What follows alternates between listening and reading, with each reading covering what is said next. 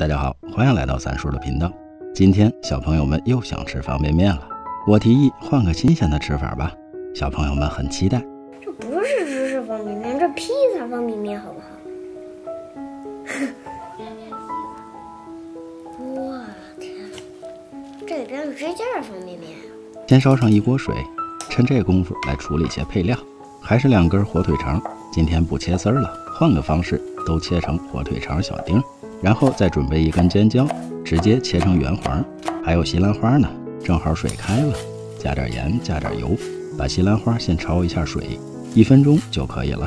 然后把西兰花也切成小丁，随后在开水中下入2包方便面，把调料也都加进来。方便面不用煮得太烂，大概7分熟就可以捞出了。至此，所有的配料都准备好了，有红有绿，是不是挺漂亮呢？然后呢，换上平底不粘锅，加1小块黄油进来，趁着黄油融化的时间，赶紧来打6个鸡蛋，迅速的搅碎。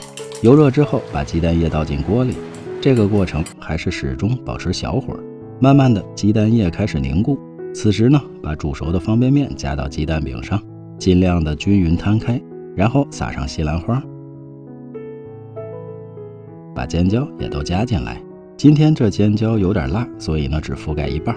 紧接着把火腿丁也均匀的撒上来，看起来丰富多了。最后再加上几片芝士片，尽量的都覆盖完全，然后把剩下的1点火腿丁撒在最上面。好了，盖上锅盖，等着芝士片融化就可以出锅了。7分钟之后，完完全全的一张披萨就做好了。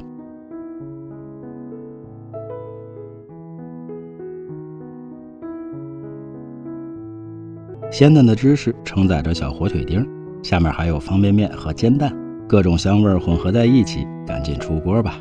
1大张方便面披萨放到大盘子里，原来方便面还可以这样吃，加上6个鸡蛋，就变成了有趣有味的方便面披萨。